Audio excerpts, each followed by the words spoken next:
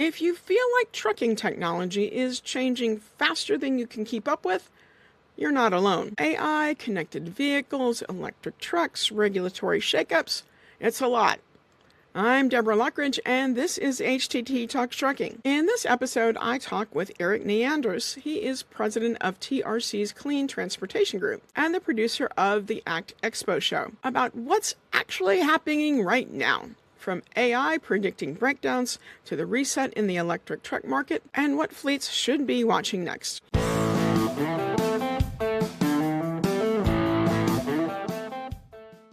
So welcome to HDT Talks Trucking, Erik. Tell us a little bit about ACT Expo. This is going to be our 17th year. We launched the show in 2011, which back then was pretty small and heavily focused on natural gas.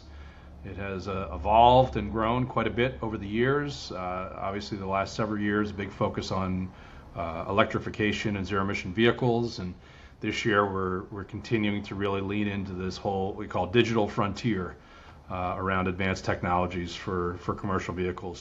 It's seemed like a tidal wave of new technologies the past few years. AI, connected vehicles, autonomous trucks. Sometimes it's hard to figure out what's real, what's hype. So, yeah, you're right. There's so much sort of hype and excitement around AI. I mean, every morning I wake up, I watch CNBC, and that's all you hear about in the world today, right? Is AI, and all the disruption that it's having in different industries. And certainly that's the same in the commercial transportation space, right? There's a lot of product out there, then everything has an AI element to it. It's hard, I think, for some fleets to sort of sort through and understand what does this all mean and what's real and what's available and what makes sense. And the key is, of course, like any technology out there that we've covered over the years at ACT Expo, is just finding the right fit, right?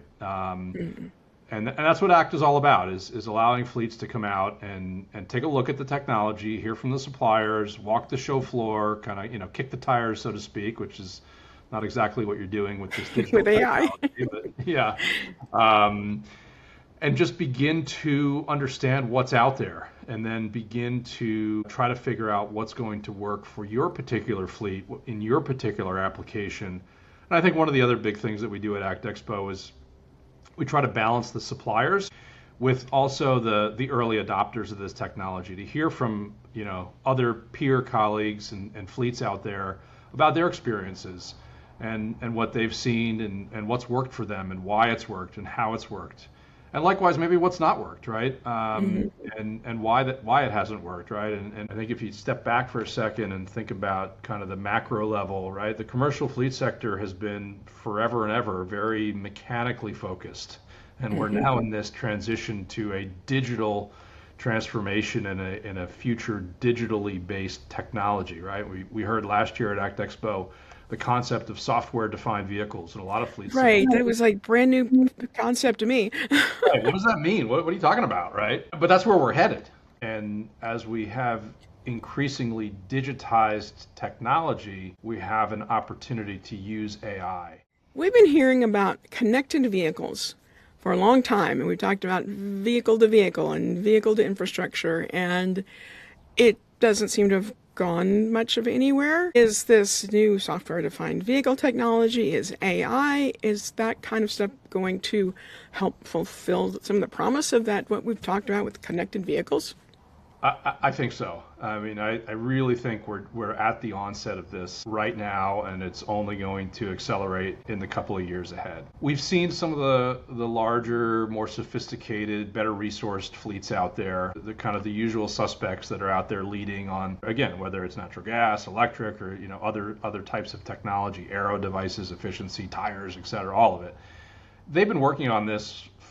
And they're beginning to really figure out how to take advantage of the connected vehicle platform and applying AI to it. And we've seen some pretty impressive advancements there already, right? One of the fleets I was talking to a couple of weeks ago said, we're now at the point where we can predict the breakdown 8 days ahead of when it would happen. So I was like, wow. And I asked them, I said, how far along do you think we are in this transition to, this sort of digital future? And they said, we think we're about 60% of the way there, which I was frankly surprised at. I thought that was pretty far along. But I think the next 40% is going to just see massive advancement. Maybe the hard part, and maybe like going up Yeah. But we're starting to see the benefits of that in terms of making the telematics much smarter and much more useful to the customer, where we're able to predict failures, breakdowns. We're able to manage service intervals in a much smarter way by looking at actually what's happening on the vehicle.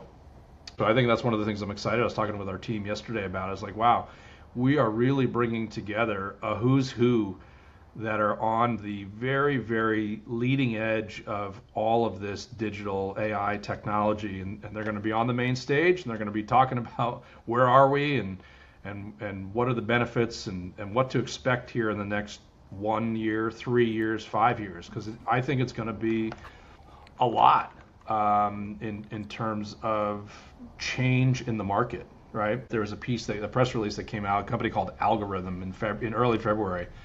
And it sent the transport stocks plunging, right? Because it was like, oh my God, AI is going to disrupt the freight industry. That's right. Yeah, autonomous trucks are going to replace everything. We'll see. I think I heard Algorithm used to be in the karaoke business, so now they're going to optimize freight.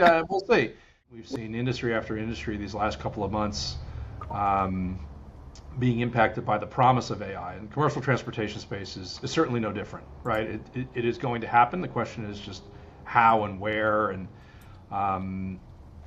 we don't really have all the answers, but it's happening in real time. We're seeing this massive evolution of digital technology on the truck, right? As we move to this concept of a software-defined vehicles, we're adding more sensors, we're adding more processing units, right? The ECUs, these little microcomputers that are now controlling engine parameters, engine operations, emission systems, safety systems, telematics. These are all driven by ECUs, and right? A typical vehicle off the lot today is going to have 30 to 40 ECUs that are spinning out data. And back to your question earlier, are we really making the most of these telematics systems? I would say not yet, we're not.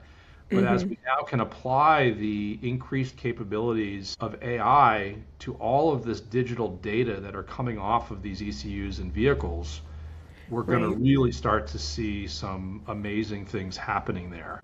A complaint for many years among fleets is that I have all this data, all these telematics, all these different systems on my truck, but trying to get them to talk to each other, trying to make sense out of all that data is a real challenge. What about advanced safety systems? Seems like those may be becoming more common, and there's been talk about mandating things like automatic emergency braking. Where do you see, as far as technology goes, with some of these advanced safety systems? It's kind of the price of admission these days, right? So first of all, commercial vehicles are becoming increasingly equipped with safety technology as kind of standard options, right? That's just how the vehicles come. We're also obviously very concerned about crashes and fatalities and the nuclear verdict, right? That's expensive, and that has real material impacts to fleet operators. And so trying to figure out how do we mitigate risk and liability risk. And you do that through these safety systems. And so it is a technology that I think will only continue to march forward. And one of the things that I think is interesting, kind of getting back to the AI, right? We're starting to see beyond the automatic braking and lane keeping and sort of OEM standard systems, we now have these incremental systems. Take camera systems, for example. Right, we can put cameras in the cab, driver facing, forward facing around the vehicle to capture what's happening.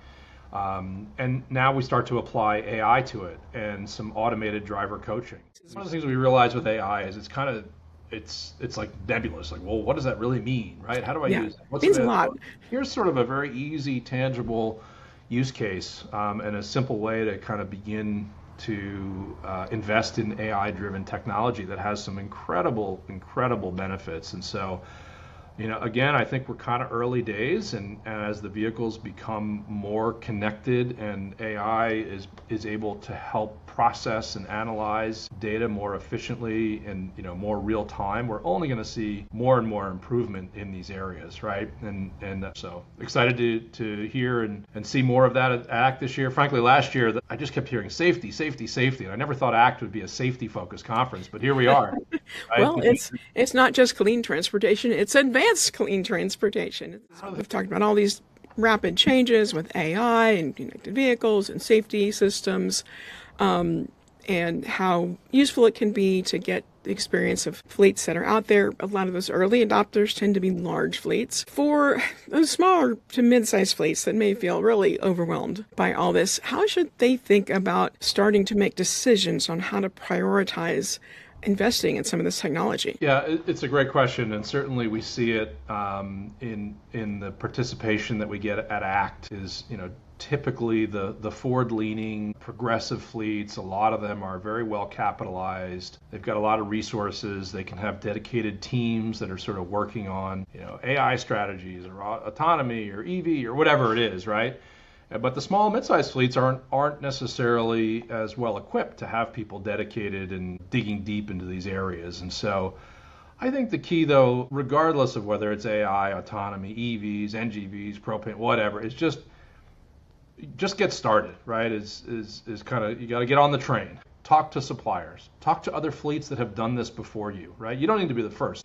From there, begin to test, right? Try one, buy one. Borrow one. Just start to get your hands on it and understand. And I think that that's really, really critical in any of these clean tech or advanced tech spaces. We try to break it down in a kind of a bite-sized way at ACT and allow the small and mid-sized fleet to come out and begin to understand it and begin to understand the capabilities and sort of the vocabulary around the technology and like I said earlier, what works and what doesn't and why to just become more comfortable with it, right? Mm-hmm. So I think that's really the key, is just start learning, and if you can, start trying it. You got to just take that first step. Yep, exactly. And if it doesn't work, fine. You're only trying it. You're not converting the fleet, right? But if it does work, and if you're seeing the positive ROI on the investment, great. Now you can begin to scale and do more, right? And that's ultimately what we're trying to help facilitate. So shifting gears a bit back to the clean part of ACT and where you all started with alternative fuels, and there's been a lot of recalibration, I guess, around zero emission vehicles this past year. Where are we really at right now?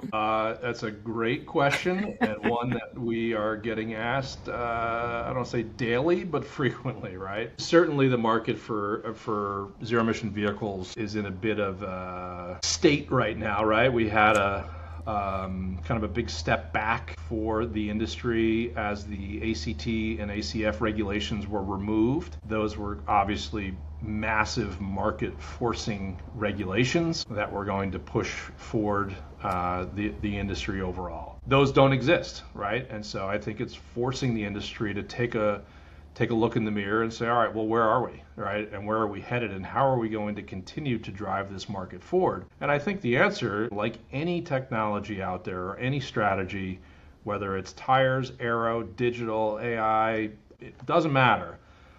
It's got to be a good product, and it has to have value to the customer. And I think that's kind of where we are in the EV market right now, is we're seeing a real focus on delivering great product at a lower price, because that's what's going to work for the customer.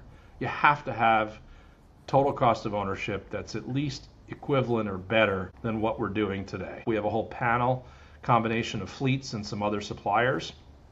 They're going to tell us where they are, where their investments are, and where they see the market moving. And then we have Dan Priestley back from Tesla. They recently announced they've got their not only 500-mile truck, but their 300-mile truck. Very aggressive pricing on those. And so that's going to be really interesting and exciting to hear from them. I know they often get criticized for being so late and they're easy to dismiss, but factory's coming online. They've announced the product. The other thing I'll mention, Tesla is the first software-defined vehicle, right? And so I'm interested to also hear from Dan. Let's hear about the capabilities around that, right? What does that mean for telematics and data collection and the use of AI and maybe autonomy, right? So it's an interesting time. There's still a lot happening. Many have written the EV market off for dead, but I certainly wouldn't. And I think that this day that we're going to have at ACT is really going to get into these issues. I think fleets have had very mixed feelings about EVs. Some feeling that the regulations were we're too aggressive. We're trying to put a square peg into a round hole, that things weren't ready. But then also I've talked to early adopters who was like, am I going to be at a competitive disadvantage now? Because I went ahead and jumped into EVs. So more of that uncertainty. I certainly agree that the regulations were a little too aggressive for where we were with the technology, but we're now at this point where the product is really starting to work for customers. It gets the job done, and if they can save some money and also have this, halo effect that goes with it, that's an important combination of factors for sure. Yeah, there's still some customers that want to ship their freight on more environmentally friendly methods. Yeah, no question. And I think that's a big part of the discussion around where we are with EVs right now, right? Is that you still have customers that are very focused on the environmental, even if the policy and the regulatory environment maybe isn't what it used to be. And those customers are going to want to invest in cleaner transportation, whether they're an in-house or whether they're a shipper that's hiring carriers to do the work for them. So on the regulatory side, the EPA recently announced that it is ditching the endangerment finding that had allowed it to regulate greenhouse gas emissions, and that was where these regulations regarding electric vehicles were coming from, because it's more about greenhouse gas as opposed to the more traditional emissions of NOx and particulates. That's been, I guess, a pretty controversial decision that they made. Any thoughts from where you sit with being involved in the clean transportation industry? Yeah, it's been interesting. Certainly a lot of controversy around it. Ultimately, I guess the question is, is this going to have a major impact on the commercial vehicle market? I don't actually think so. When you talk about greenhouse gas emissions on a commercial vehicle, often that's directly proportional to efficiency, right? And that's something that the customers are always pushing the OEM suppliers to provide more efficient vehicles. And I think the OEMs are right in the never-ending race to offer more efficient vehicles that get better fuel economy. So again, the market conditions there in that customer-supplier relationship, I think, are really, really important and are going to continue to push the market forward to have more efficient and therefore more carbon-friendly vehicles. The other piece is, what we just talked about, is you have customers that are demanding cleaner vehicles with lower carbon, and where they're going to want to make investments in electric vehicles or renewable natural gas or renewable propane or hydrogen. Even renewable diesel is a big part of it these days. So the regulatory environment does have an impact on OEMs on what they can and can't do, and I guess now they've got some more optionality, but ultimately the boss is the customer that buys the vehicle. What are you hearing from fleets about, now that we've seen some of these changes in the regulatory environment, for interest in alternative fuels such as renewable natural gas and renewable diesel? Are they more interested in maybe pivoting to those or adopting those? We're now back in an environment where we have the full menu to choose from, right? That the customers, particularly in states like California that we're trying to force a zero emission only pathway, there's sort of like, okay, you can only choose from this part of the menu. That's only ZEV, right? And now customers can go back and say, well, I've got the full menu. Yeah. And I think that that's great because it gives the customer the ability to make the selection and the investment in the fuel or the technology that's the best fit for their application. And certainly we have seen over the last 30 years that we've been doing this, renewable natural gas, as an example, has really proven itself as a great option for fleets in certain applications and certain use cases to achieve very meaningful, very real cost reductions, that total cost of ownership, as well as the environmental benefits that go along with it. And that's where the magic can really happen, right? Is when a customer can save money and reduce emissions simultaneously. That's the win-win that we're all looking for. We are seeing certainly a resurgence and growth in some of these other non-EV markets that frankly had to take a little bit of a second seat in the ZEV-only heyday of the last couple of years, right? And at the same time, we have great product out there, right? Back to the natural gas, you got the Cummins X15N. It's an engine that I know the Canadian market has been asking for a long time, given the kind of heavier hauls that they run up in Canada, and as well as the US, where you've got some of the bigger over-the-road fleets that just need that bigger, higher horsepower engines. And with the proliferation of ultra-low carbon, often below zero carbon intensity, renewable natural gas, it's a great fit. So we're seeing some good progress there, and I know we'll continue to see good progress in the years ahead. So again, excited to hear all the latest and greatest from the collection of fleet customers that we get at ACT to talk about their case studies and what they're doing in these different areas. Mm-hmm. It's a great time to have an advanced technology show. That was Erik Neandross of TRC and ACT Expo. As you can hear, there is a lot happening right now, from AI-powered predictive maintenance and advanced safety features to the evolving electric truck market and the regulatory landscape. If you're heading to ACT Expo, it's clearly going to be an opportunity to see many of these technologies up close.